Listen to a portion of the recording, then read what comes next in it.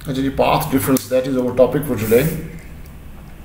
Normally this topic is associated, इससे जो ज़्यादा काम लिया जाता है, that is for interference that leads to maxima and minima. अब जो मैक्सिमा लाइट का केस है, that is bright region create होता है. साउंड के केस में लाउड साउंड क्रिएट होती है, और वाटर के केस में मोर जंप या मोर एम्पलीट्यूड ऑफ द वाटर ये क्रिएट होती है. एंड मिनिमा में उससे ऑपोजिट चीज़ें बनती हैं. तो बेसिकली पाथ डिफरेंस को इस केस के चक्कर में लिया जाता है. ठीक है जी सर. मेरे ख्याल में someone else is joining as well.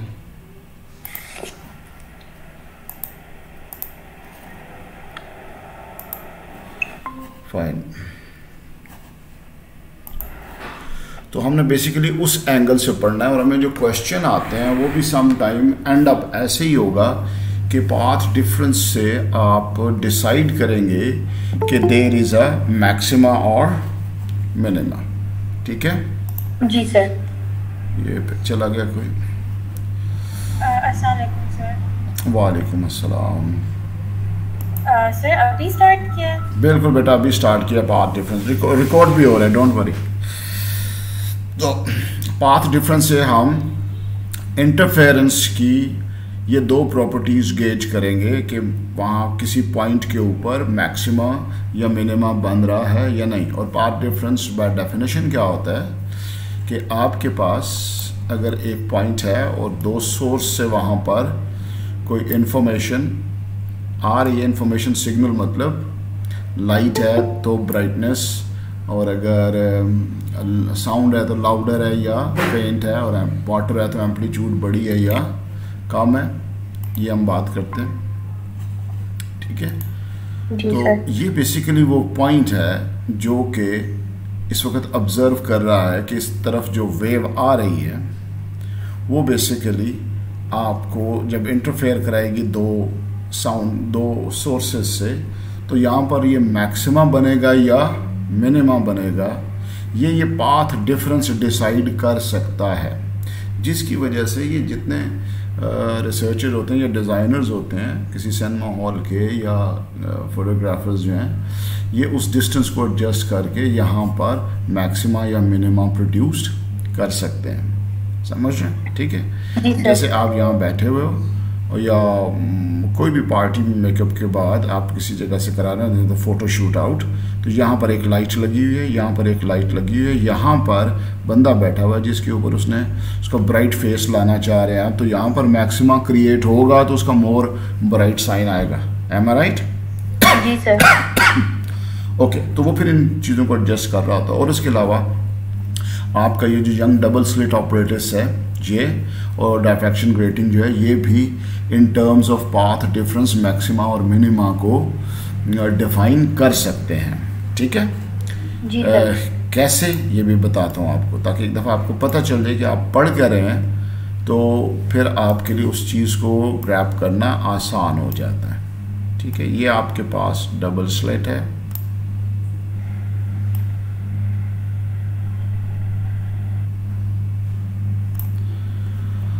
और ये आपके पास स्क्रीन है. फाइन. और आपके पास इससे जो वेव निकलेगी यहाँ से डायफ्रैक्ट होके, और वो रीच करेगी is at the mid point. Let's say this is the mid point. Here it is. ये दूसरे की निकलेगी, ये इंटरफेयर कर रही है ना यहाँ पे. जी सर. और अगर इससे दूर जाएंगी वो, suppose this one is in here and that one is from in here, क्या ये मैक्सिमम बनाएंगी या नहीं बनाएंगी वगैरह वगैरह. ठीक है. इसी तरीके से एक और डाल देते हैं, एक और वेव डाल देते हैं. यहाँ पे डाल देते हैं इधर से और इधर से। फाइन, इन तीनों चीज़ों, यहाँ पर तो नो डाउट यहाँ पर आपका मैक्सिमा है ही है, ज़्यादातर केसेस में हम पढ़ते हैं। लेकिन यहाँ पे भी अगर हमें कहा जाए कि हम यहाँ पर मैक्सिमा के बजाय अगर मिनिमम प्रोड्यूस कर सकते हैं, मैक्सिमा को मैं बड़े एम से रिप्रेजेंट करूँगा, हाँ जी सर, और मिनिमा को मैं स्मॉल एम से, ठीक है। ऑलराइट, अब बेसिकली होता क्या है, मतलब ये इसका यूज़ है जो आपने इस वक्त स्टडी कर रहे हैं। अब यहाँ पर हम ले आते हैं इसको कि जब the path difference at a point from the to sources is called the path, the difference of the distance of the signal from the two sources at certain point is called path difference. The difference of distance, एक इसका distance है, एक इसका distance है जो यहाँ तक पहुँच रहे हैं। इन दोनों का जो फ़र्क होगा यहाँ तक पहुँचने में, वो आपका path difference होगा, ठीक है। मैं एग्जाम्पल दे देता हूँ। यहाँ पे आपके पास एक वेव आ रही है, this is 1 lambda, this is 2 lambda, 3 lambda, and this is, तो S1A आपके पास क्या हुआ, 4 lambda, ऐसा ही है जी सर। अब S2 से एक सिग्नल स्टार्ट हुआ है, it could be a sound, could be a light, could be a water wave, that is a 1, that is a 2, that is a 3, that is, ये कितना हुआ, 3.5, yes, that is 3.5 lambda। अब जो normal interference phenomena है वो ये कहता है कि जब ट्रफ के ऊपर क्रस्ट आ रहा हो तो डिस्ट्रक्टिव इंटरफेरेंस होती है, ऐसा ही है जी सर। तो इस वक्त ये बंदा अगर साउंड सिग्नल पे है तो उसको शायद कोई साउंड सुनाई ना दे, और अगर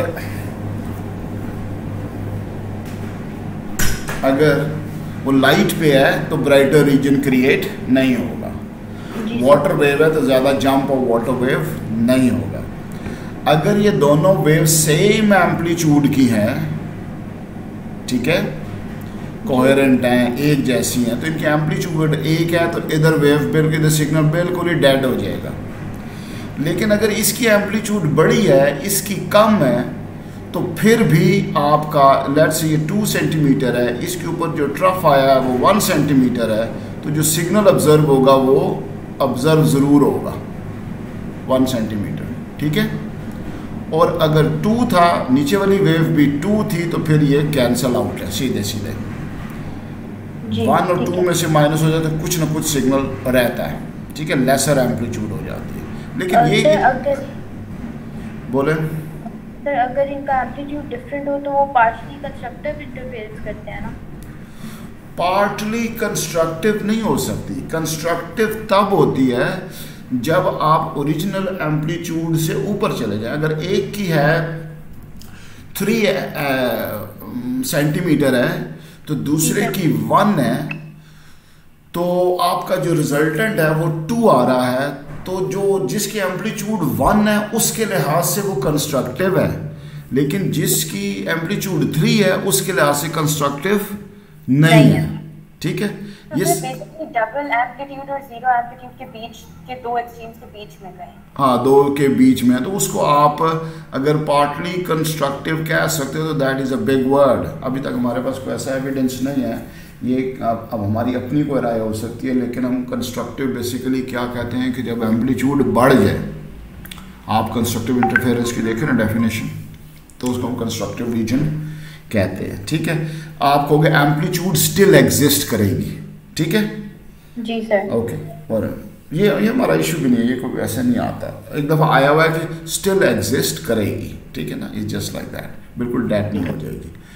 अच्छा जी, यहाँ पर बनता है मिनिमा, इसको हम क्या कहते हैं, जब आपके पास पाथ डिफरेंस आ जाता है। अब पाथ डिफरेंस क्या होगा, this distance travelled from the two different sources has a difference that is called path difference, और वो आपके पास लैम्डा बाय 2, 3 लैम्डा बाय 2, इसी तरीके से 5 लैम्डा बाय 2 या multiple of n plus 1 by 2 lambda कह सकते हैं, where n is equal to 0, 1, 2 ऐसे। Are you getting my point? तो आप कभी भी 360 नहीं बना सकते, एंगल 0 नहीं बना सकते। लैम्डा बाई 2 क्या होता है, 180 डिग्री, 270 डिग्री। ये नहीं कि आप ये कॉम्बिनेशन नहीं, ये 270 तो नहीं होता, ये 1.5 है ना, यानी इसके हाँ आप बेसिकली 360 प्लस 90 होगा ना, तो 3 पाए 450, 5 पाए ऐसे चलेंगे आप ऑड में, समझ गए? जी सर। क्योंकि जो फेवर में है वो कंस्ट्रक्टिव में चलेगा। अब इसी का मैं यहाँ पर आपको इसी स्लाइड में बना देता हूँ एक और चीज़ कि जी ये हमारे पास था ऐसे, ये हमारे पास था ऐसे, और सपोज हम जा रहे हैं, हमारे पास है S1 which is this one, 2 lambda, 1, 2, 3, और ये हमारे पास O था। तो S1O आपके पास 2 लैम्डा है, S2O आपके पास 3 लैम्डा है। देखो ट्रफ और ट्रफ मीट कर रहे हैं, एम आई राइट? जी सर। तो ये कंस्ट्रक्टिव रीजन है, तो डिफरेंस आपके पास क्या आया, S1O दैट इज 1 लैम्डा, ठीक है? जी सर। लैम्डा इज 360, तो 360O 0 हो जाए या इसके मल्टीपल्स हों तो वो मैक्सिमस हैं जी। और अगर आपके पास 0 हो जाए, 2 पाई हो जाए, 4 पाई हो जाए, उसके आगे मल्टीपल्स हों, यानी कि n लैम्डा हो आपके पास, और n आपके पास 0, 1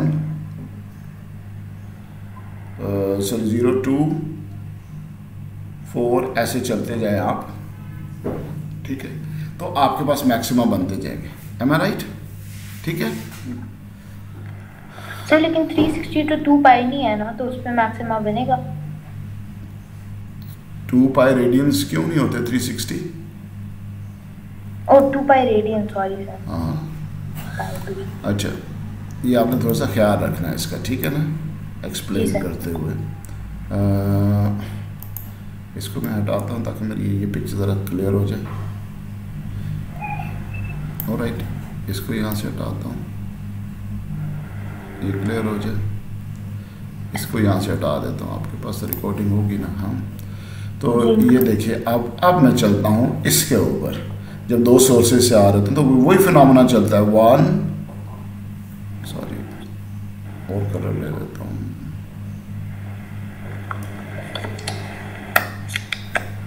अब ये चलता है 1, 2, 3, 4.5, ठीक है? 1, 2, 3, 4, 4.5। तो यह मैक्सिमा बन रहा है या नहीं बन रहा? जी सर। 4.5 लैम्डा माइनस 4.5 लैम्डा, ये पाथ डिफरेंस ने आपको दे दिया कि आपके पास तो 0 आ रहा है। जो सेंट्रल फ्रिंज होगी वो 0 पाथ डिफरेंस पे होती है, ठीक है जी। तो ये आपका मैक्सिमा यहाँ पे रीच कर जाता है, ठीक है? उसके बाद अगर मैं इसको थोड़ा सा, अब चूँकि ज़्यादा जंबलना पूरा, तो मैं थोड़ा सा इसको उड़ाता हूँ।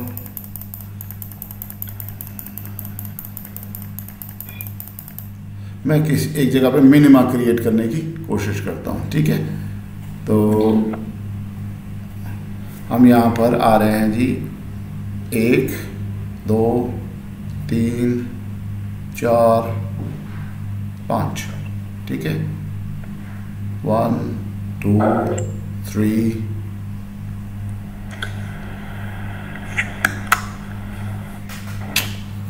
गलत वो कितना था 1 2 3 4 5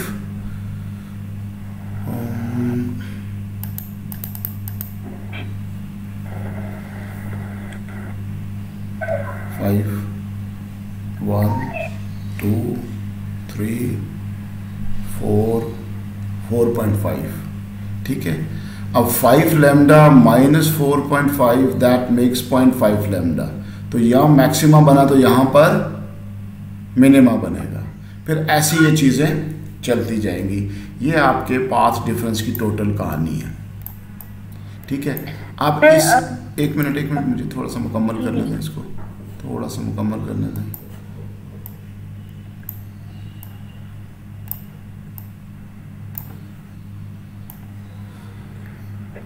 अब ये जो सेंट्रल फ्रिंज यहाँ पर बनती है, इसमें आपने एक बात का ख्याल रखना है कि ये हमेशा अपनी एम्पलीट्यूड से मैक्स होगी,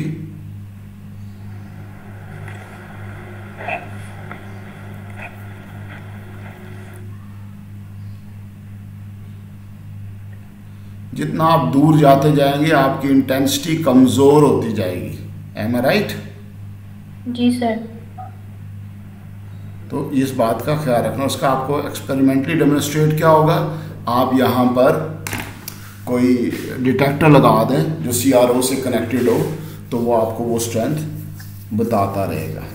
ओके जी सर। अब इसमें एक केस सिर्फ आता है, सेपरेट केस, कि अगर आपके पास एक सोर्स है और आप इंटरफेरेंस करा रहे हैं, वो बनता है ऐसे कि आपके पास था ये पॉइंट था, आप यहाँ से यहाँ तक पहुँचे, उसके बाद आपके पास ये आपके पास किसी वॉल से या किसी बैरियर से रिफ्लेक्शन हो रही है, and then you reach up to here, ठीक है। तो जो चीज़ यहाँ तक पहुँच रही है, आपके पास S1 सोर्स है, ये बंदा सुनने वाला है, देखने वाला, जहाँ पे इंटरफेरेंस आ रही है, ये आपकी रिफ्लेक्टिंग सरफेस है, ठीक है। तो अब आपका जो पाथ डिफरेंस है वो S1A माइनस S1PA इस हिसाब से होगा। एक वेव जो इधर से ये डिस्टेंस कवर करके जा रही है वो, और फिर इधर का, इन दोनों का जो फ़र्क होगा ये पाथ डिफरेंस में कैलकुलेट होगा। तो अमूमन कोई ना कोई हिंट गिवन होता है कि आप ये सारा डिस्टेंस जो है वो कवर देख लेते हैं। कोई वेवलेंथ गिवन होगी जिसकी वजह से आपको in terms of lambda translate कर सकते हैं। जैसे मिसाल के तौर पे ये डिस्टेंस 10 सेंटीमीटर है, ठीक है, ये आपके पास 15 है, ये आपके पास 8 है, और आपका जो लैम्डा है दैट इज़ 2.5 सेंटीमीटर। तो 10 सेंटीमीटर में 4 लैम्डास होंगे, और ये 15 प्लस 8 दैट मेक्स 23 को 2.5 से करें तो जितने लैम्डास वो बनेंगे वो आपके सामने आके इससे सब्ट्रैक्ट होके आपको इन्फॉर्मेशन दे देगा कि यहाँ पर मोर एग्जैक्टली इंटरफेरेंस क्या हो रही है, ठीक है, किस टाइप की हो रही है। अगर आपने इसको रखिए कि एग्जैक्टली ज़ीरो नहीं होती तो आप उसको कहोगे कि it will not be a perfect minima, ठीक है। द वेव स्टिल जो है वो कंट्रीब्यूट कर रही होगी। लाइट है तो उसके बारे में कमेंट कर दें, साउंड है तो बताएं कि कोई ऑडिबल साउंड होगी उसमें वगैरह वगैरह, ठीक है। बताएं क्या क्वेश्चन है आप करने लगे थे। सर अगर ये जो आपने ये वाला अभी बताया, अगर इस पे ए पे वैल्यू 0 आ रही है तो मैक्सिमा होगा, अगर 0 वैल्यू नहीं है तो मिनिमा होगा। नहीं, अगर वैल्यू आपके पास जो है वो 0 है तो आपके पास मैक्सिमा है, लेकिन अगर आपके पास जो है वो आ जाती है इन टर्म्स ऑफ लैम्डास आ जाते हैं, 2.5 आ जाती है, तो भी तो मैक्सिमा ही है ना। 2.5 या 2 पे मैक्सिमा होगा? नहीं बेटा, अगर आपकी वेवलेंथ 2.5 है, ये ऊपर देखो ना वैल्यू क्या लिखी है। जी सर। अगर लैम्डा 2.5 है तो फिर मैक्सिमा इधर होगा ना, ऐसे।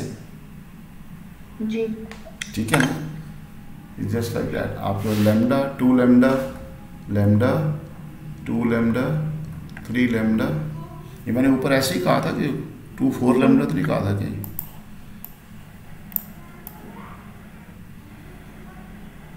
2 पाई 4 पाई, हाँ ऐसे में कहा था। इन टर्म्स ऑफ लैम्डा जो है 1 लैम्डा 2 लैम्डा 3 लैम्डा, ये आपके जो है वो मैक्सिमा बनते हैं। फ्रैक्शन की फॉर्म में आप होंगे तो मिनिमा बनेंगे। ठीक हो गया? ठीक है सर। और सर एक और चीज़, ये जो आपने हमें केसेस करवाए हैं ये तब है ना जब सबकी वेवलेंथ कांस्टेंट है दोनों वेव की। हाँ, तो हाँ। अगर वो ऐसा क्वेश्चन पूछ रहे हैं जिसमें दोनों की वेवलेंथ ही डिफरेंट हो फिर? देखिए पहली तो बात ये है कि अमूमन ज़्यादातर इंटरफेरेंस के बीच में ना कहा जाता है तो wave same type same medium की होनी चाहिए। ठीक है, तो अगर बीच में आपकी जो है वो वेवलेंथ चेंज हो जाती हैं और उनके जो रिजल्टेंट साउंड है वो कम्प्लीटली मुख्तलिफ होगी, किसको फॉलो होगी, तो ऐसे केसेस नहीं है। हाँ ये हो सकता है कि अब ये तो एक सोर्स के साथ है ना, ये तो बड़ा परफेक्ट केस है। अगर 2 सोर्स हैं और उनमें फेज डिफरेंस आ जाता है, एक होता है पाथ डिफरेंस, एक होता है फेज डिफरेंस। मिसाल के तौर पे सुने आप ऐसे कि आप यहाँ से S1 से स्टार्ट हुए हैं, 1 2 3 4 यहाँ पे पहुँचे हैं, दूसरे में भी आप 1 2 3 4 ऐसे पहुँचे हैं, तो आपका यहाँ पर मैक्सिमम बन रहा है। एम आई राइट? जी सर। मैक्सिमम बन रहा है, लेकिन अगर आप इस वेव को आउट ऑफ फेज कर देते हैं, है सेम टाइप है लेकिन आउट ऑफ फेज हो जाती है। आउट ऑफ फेज का मतलब क्या होता है कि ये 180 डिग्री आउट ऑफ, और वो देता होता है अब आप यूँ चल रहे हैं, उल्टा चल रहे हैं, तो आपका एंड का रिजल्ट उल्टा हो जाएगा। देख रहे हैं आप, ट्रफ के ऊपर क्रस्ट आ गया तो आपको रिजल्ट बदलाना पड़ेगा। हालांकि पाथ डिफरेंस वही है, पाथ डिफरेंस 0 लैम्डा ही है, लेकिन मिनिमा बन गया। द रीजन इज दिस कि आप आउट ऑफ फेज चल रहे हैं। इसका मतलब है कि जब हम पाथ डिफरेंस को बताएं तो फिर हम ये भी बताएं कि उनको इन फेज होना चाहिए अगर आपने उसका मैक्सिमा और मिनिमा फाइंड आउट करना। Are you getting my point? जी सर। तो इसी वजह से जब आपका ये डबल स्लिट चलाया जाता है तो उसको पीछे से एक सोर्स दिया जाता है ताकि ये डायफ्रैक्ट हो, इसके अंदर कोई फेज डिफरेंस ना आए। Are you getting my point? जी जी सर। तो वो इस वजह से उसको पीछे से एक, तो उसी के फिर आगे 2 ब्रांचेस शुरू हो जाती हैं। ठीक है? ठीक है सर। अच्छा तो अब हाँ जी बोले सर। अगर फॉर एग्जांपल फेज डिफरेंस हम ऐसे निकालते हैं, अगर दोनों वेव्स जो है फॉर एग्जांपल 2 पाई दोनों की लेंथ है, सॉरी 2 लैम्डा दोनों की लेंथ है, तो उसमें फेज डिफरेंस 0 होगा, और अगर 2.5 है तो फिर उसमें 180 होगा। हाँ ऐसे ही है ना, ठीक है, लेंथ का फर्क है। लेकिन आपने कोई कमेंट कर लेना है एंड के ऊपर। देखिए जो आपका grade part B C D आखिर में जाके सवाल आ रहा होता है वो तगड़ा होता है, स्ट्रांग होता है। जी सर। आप उसको छोटी बात ना समझा कर उसको जरा 2 गौर से सोचना है आपने। जैसे मिसाल के तौर पे आखिर में उसने दे दिया कि जी अगर एक को 180 डिग्री फेज डिफरेंस कर दें, एग्जामिनर को भी पता है कि बच्चे इन दोनों टर्म्स के अंदर कंफ्यूज हो सकते हैं, फेज डिफरेंस और पार्ट डिफरेंस को शायद वो एक ही समझ रहे हों, तो वो ये कर जाता होता है कभी कभी। ठीक है? और अब आ जाते हैं फेज डिफरेंस के ऊपर। ठीक है जी सर। फेज डिफरेंस,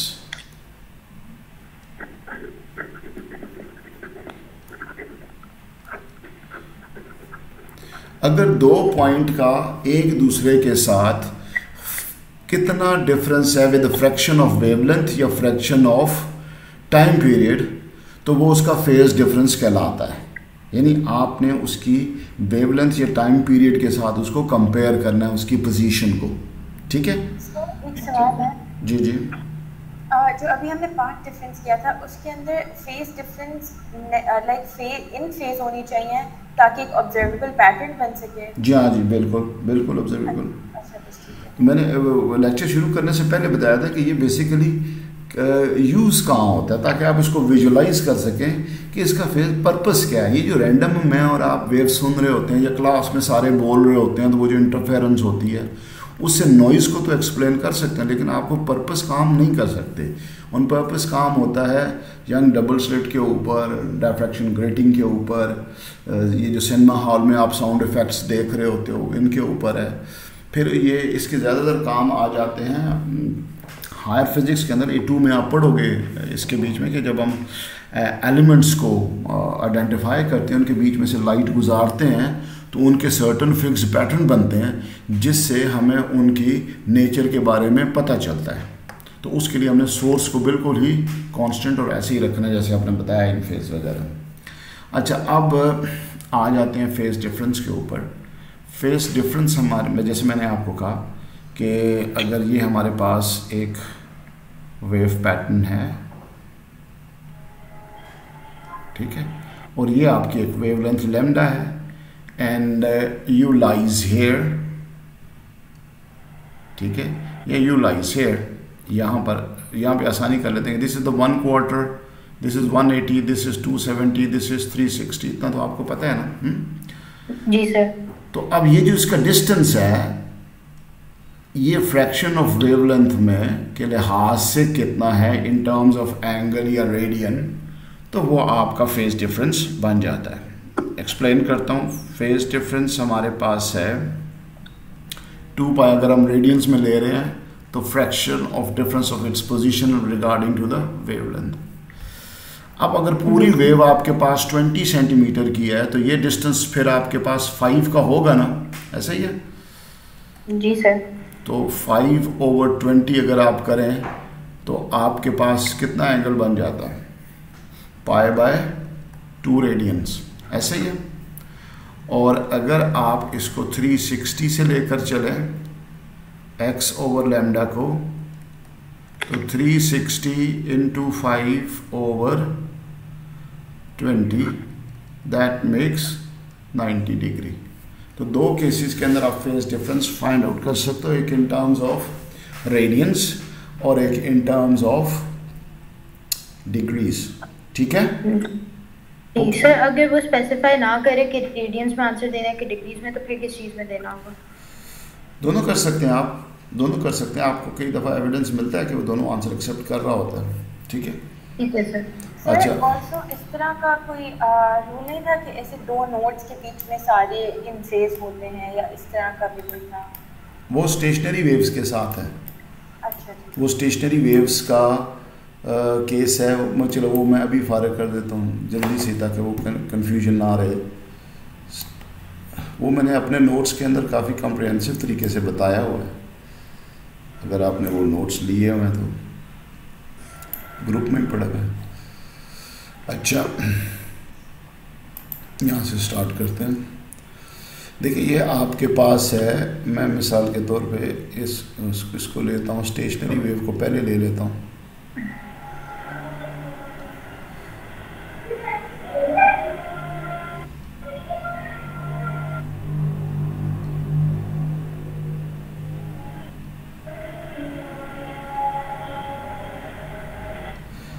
ये आपके पास नोड्स, एंटी नोड्स, फिर नोड, फिर नोड, फिर नोड, ऐसे ही है ना? जी सर। इसमें पार्टिकल अगर एक नोड में सारे एक ही डायरेक्शन में जा रहे होते हैं, दूसरी में उससे ऑपोजिट जा रहे होते हैं, ठीक है? बस ये वाइब्रेशन होती है। तो यहाँ पार्टिकल अगर इधर लाई कर रहा है तो इधर लाई कर रहा है, तो ये दोनों 180 डिग्री फेज डिफरेंस पे हैं। जो अंदर मूव कर रहे हैं ये 0 डिग्री फेज डिफरेंस पे हैं, ठीक है? Between node to node 0 degree पे, और then it is on the another node, तो ये फिर यहाँ पर 180, ये 2 फेज डिफरेंस टोटल इनके होते हैं।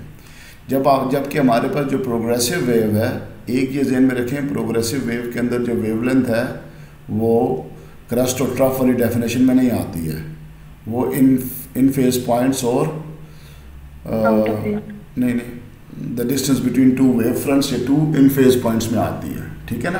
क्रस्ट और ट्रफ खाली ट्रांसफर वेव का तस्करा है, ठीक है? आप ये देखो ना, ये सारे पार्टिकल्स यूं जा रहे होते हैं, यूं जा रहे होते हैं और यूं आ रहे होते हैं, ठीक है? इनकी प्लेसमेंट इश्यूज भी हैं और इनके डायरेक्शनल इश्यूज भी हैं, ऐसे ही है जी सर। तो ये वजह है कि ये एक दूसरे से आगे या पीछे हो रहे होते हैं इन टर्म्स ऑफ एंगल या रेडियन। अगर दो पार्टिकल एक ही जगह के ऊपर हैं तो उनका कोई भी फेज डिफरेंस नहीं है। ओके, तो उनकी जो वाइब्रेशन है वो मुख्तलिफ है, जबकि ये जो है आपके पास स्टेशनरी वेव में हर पार्टिकल सिर्फ अपनी जगह पे मूव करता है, दूसरे की पोजीशन नहीं लेता।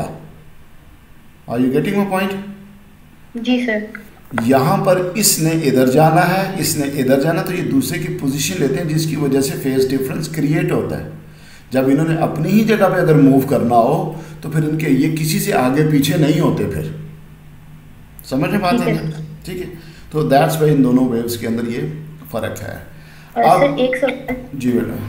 सर ये जो एक ओवल सा बना हुआ है, इसके अंदर तो पार्टिकल्स नहीं पोजीशन चेंज करते, लेकिन ये पार्टिकल्स कभी दूसरे ओवल में ट्रांसफर होते हैं? नहीं, पार्टिकल्स तो नहीं ट्रांसफर होते। ये जो मतलब नोड है ना, ये जो देखो ये नोड है ना, ये नॉट लग गई है, इधर से इधर नहीं जाना किसी चीज में। ठीक है, ठीक है। क्योंकि यहाँ पे पार्टिकल वाइब्रेट ही नहीं कर रहा, ये भी पार्टिकल है ना, ये वाइब्रेट ही नहीं कर रहा, ये इधर ही पड़ा रहता है। तो इसके अंदर एनर्जी लॉक होती है, इसी वजह से तो कहते हैं कि ये स्टेशनरी वेव है, ये एनर्जी इधर से उधर नहीं जा सकती। ठीक है सर। ठीक है ना, इधर से उधर पार्टिकल जाने का मतलब है कि वो फिर इधर मूव करना शुरू कर दे, ऐसा नहीं है। तो इसी के अंदर एनर्जी साउंड या हीट की फॉर्म में ट्रांसफ़र हो जाती है, कन्वर्ट हो जाती है, ट्रांसफ़र नहीं होती है एक प्लेस से दूसरे प्लेस में। ठीक है, ये चूंकि अपनी पोजीशन चेंज कर रहे हैं, एक दफ़ा इधर है, दूसरी दफ़ा इधर आ गए, तीसरी दफ़ा इधर आ गए, चौथी दफ़ा इधर आ गए, फिर इधर आ गए, तो इसकी वजह से इनके फेज डिफरेंस कि एक दूसरे से कितना आगे या कितना पीछे चल रहे हैं वो क्रिएट होता है। ठीक है, अब अगर दो पार्टिकल्स के बीच में आपने फेज डिफरेंस निकालना है, इसमें और इसमें, दोनों को आप उन मीन पोजीशन पर लेकर उनकी आपने देखनी है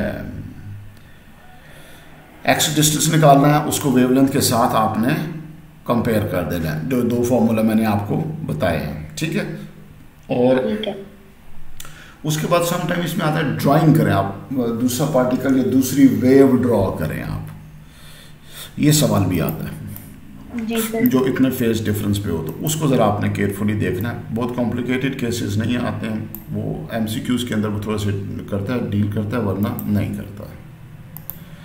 अब देखिए यहाँ पर आपके पास, आप अगर 0 से स्टार्ट कर रहे हैं,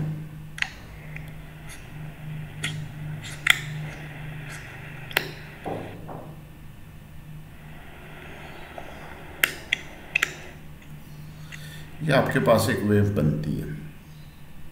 ठीक है जी सर। अब अगर आप हाउ इट लुक लाइक जब आपने ड्रॉ करनी है, बच्चों को मसला इसी में आता है कि दूसरी वेव इतने फेज डिफरेंस पे ड्रॉ कैसे करनी है। अच्छा, उसमें आपने करना है,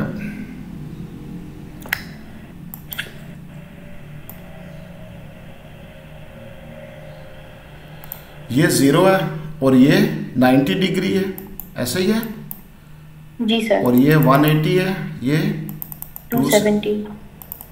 अगर किसी वेव का डिफरेंस 90 है तो it will look like that वे, वो ऐसे स्टार्ट होगी। ये पॉइंट आप इधर लेकर आओगे। Are you getting my point? अगर एक वेव 180 से स्टार्ट होती है, it will look like that way, right side, वो ऐसे नजर आएगी। अगर एक वेव 270 से स्टार्ट होती है, it will look like that वे। ठीक है, मैं अब इनको ड्रॉ करके दिखाता हूं आपको।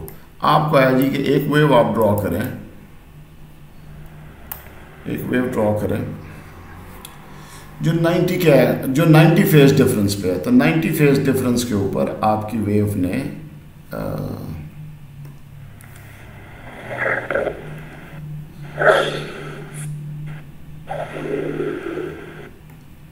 ऐसे स्टार्ट करना है, नजर आ रही है ऐसे? जी सर। ठीक है, और अगर 180 पे स्टार्ट करना है उसने, तो how it will look like? वो ऐसे स्टार्ट करेगी, ऐसे, ठीक है। तो आगे बता दूंगा अगले पॉइंट आपको कैसे लेने होंगे। अगर 270 से स्टार्ट करनी है, it will look like that वे।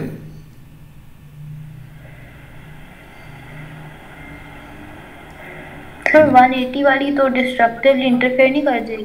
बेटा इंटरफेरेंस तो तब होती है कि जब दो वेव टकरा रही हो, मीट कर रही हो। अब तो क्वेश्चन फेज डिफरेंस का ना, ड्राइंग का है कि वेव ट्रेवल कर रही है, आप ड्रॉ कर रहे हैं आप हाँ, तो आप बेसिकली ये टॉपिक ही हो रहा है, ये इंटरफेरेंस का टॉपिक ही नहीं है, ठीक है। दो वेव साथ चल रही हैं, मीट नहीं कर रही हैं। मीट करेंगी तो रिजल्टेंट वेव बनेगी ना, ठीक है जी। अगर वो ये कहता है कि ये दो वेव बन रही हैं, कटी जा रही हैं साथ, तो फिर तो रिजल्टेंट वेव आएगी। आप उनकी एम्पलीट्यूड्स को ऐड अप करते हुए जाओगे, जैसे भी आपने उसको करना है, ठीक है जी। तो ये आपके पास ये आ जाना। अब सवाल ये पैदा होता है कि जब आप ये वेव ड्रॉ करो यहाँ पे ओरिजिनली, यहाँ पर तो ज़रा देखें 90 में आपके पास अगर फेज डिफरेंस 90 है तो फिर आपके पास 360 x ओवर लैम्डा। लैम्डा आपको पता है, मैं देख लेता हूँ 1 2 3 4 5 6 7 8 9 10 लैम्डा है। आपने कितना होना चाहिए, 1 2 3 4 5 6 है ना, तो 12 होना चाहिए, ठीक है 12। लैम्डा आपके पास 12 है, ठीक है, बॉक्सेस 12 है जी। तो आपके पास x कितना आ जाता है, 90 इंटू 12 ओवर 360 x आपके पास आ जाता है मेरे ख्याल में 3 आ जाएगा, ऐसे ही है, x 3 आएगा आपके पास, फाइन। यह नज़र भी आ रहा है 3 बॉक्स। तो आप जब आपने ऊपर से इसको स्टार्ट किया तो इस वेव का जो मीन पोजीशन है और जो इस वेव का मीन पोजीशन लैंड होनी है, उनमें 3x का फ़र्क होना चाहिए। तो दूसरा पॉइंट आपका इधर आता है। फिर इसके पॉइंट में आपका ये जो पीक है और इसके पीक में भी आपका 3 पॉइंट का फ़र्क आना है, आपका यहाँ पर आ जाएगा ये। उसके बाद आप यहाँ पर हो तो ये यहाँ पर आ जाएगा। अब आप इसको ऐसे मिलाते जाए, ठीक है, ये आपके पास डन होना शुरू हो जाता है। यानी पीक और पीक भी दोनों की 3 बॉक्सेस के फ़र्क पे होंगी। मीन पोजीशन वाले पॉइंट्स भी 3 पॉइंट फ़र्क पे। देखो ये से 3 बॉक्स फ़र्क है, इधर भी 3 बॉक्स फ़र्क है। अब इधर कैसे ड्रॉ करें, इसकी पीक्स में भी इसका 3 बॉक्स का ही फ़र्क होगा, ठीक है। ये ऊपर देखें, ऊपर भी इनकी पीक्स में 3 बॉक्स का ही फ़र्क होना है। तो ये फॉर्मूला आपको ये बता देता है कि कितने डिफरेंस के ऊपर बाकी पॉइंट्स आपने चलाने हैं इसके, ठीक है जी सर, ठीक है, ओके। ये लेकिन ये इतना ख़ास नहीं है, ज़्यादातर वो 180 और 270 पे रहता है। ज़्यादातर उसके जो फेमस पार्ट है ना, वो आपका इंटरफेरेंस के ऊपर है ज़्यादातर, ठीक है।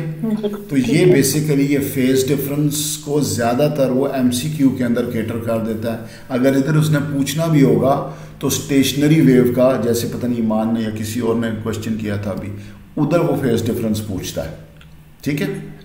और अगर आपने लेट्स से कोई सादी सी वेव ड्रॉ ही करनी है तो 180, ये बिल्कुल सादी है। ये 3 केसेस वो कहता है, 90, 270 और 180 वाले, अदरवाइज और कोई कॉम्प्लिकेटेड नहीं करता, ठीक है ठीक है, ओके जी। एक और चीज़, जो स्टेशनरी वेव्स हैं उसमें फॉर एग्जांपल एक वेव की जो ट्रफ है और दूसरे की क्रेस्ट है वो ऊपर नीचे आ रही है, तो उनमें इंटरफेरेंस होती है या नहीं?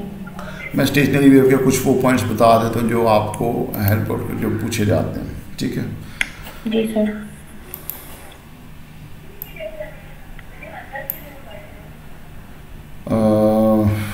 1 2 3 1 2 3 1 2 3 कुछ बना देता हूँ ऐसे। देखें स्टेशनरी वेव में इंटरफेरेंस डिफरेंट काइंड की है, आप उसको इंटरफेरेंस नहीं कहते हैं, बातों में हम कहते हैं लेकिन टेक्निकली लिखेंगे नहीं, आप मीट का वर्ड इस्तेमाल करेंगे, ठीक है। ज़रा देखिए आपके सामने उल्टा चलाता हूँ ताकि मेरी केमिस्ट्री सही रहे इसके साथ।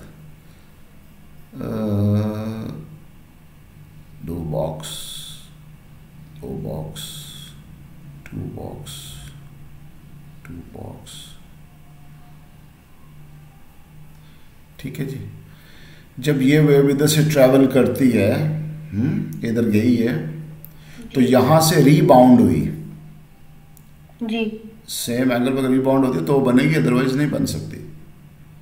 तो रीबाउंड जब होती है तो ऐसे उसकी नॉट्स क्रिएट होनी, ये दो वेव जा रही हैं,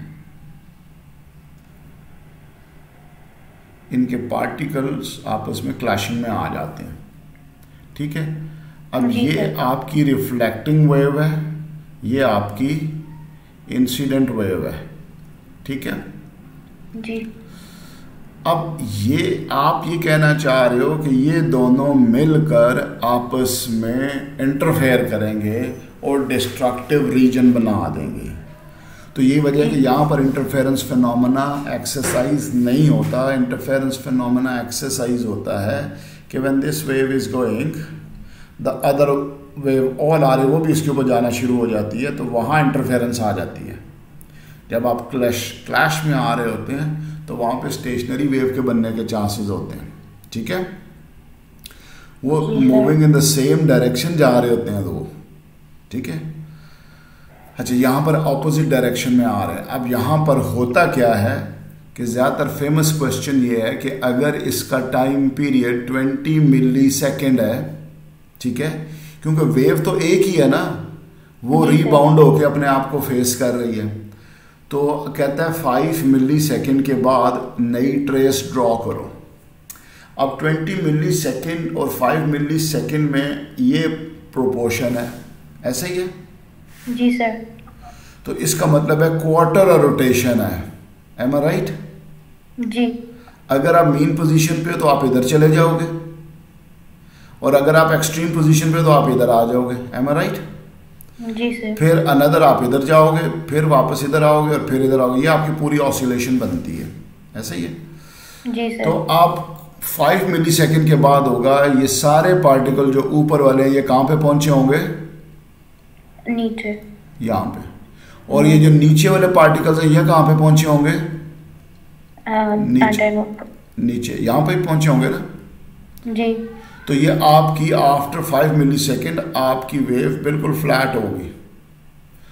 10 मिली सेकेंड के बाद नीचे वाले ऊपर पहुंचे होंगे, ऊपर वाले नीचे पहुंचे होंगे और इनकी साइडें बदल जाएंगी, ठीक है ठीक है। ये क्वेश्चंस आते होते हैं। और अगर आ जाता है आफ्टर 25 मिली सेकेंड क्या होगा, तो 25 वही होगा, फ्लैट ही रेशो बनती है एक पूरे साइकिल के बाद अगले 5 मिली सेकेंड, ठीक है। स्टॉप करूं इसको, फिर आप कुछ व्हाट्सएप पे पूछते रहा करिए कि मुझे बेसिकली दूसरी क्लास में जंप करना है। ठीक है सर, मेरा सिर्फ एक क्वेश्चन है, it's little out of syllabus. Sir gravitational waves का जो डाटा होता है दैट जो हमारे पास आता है वी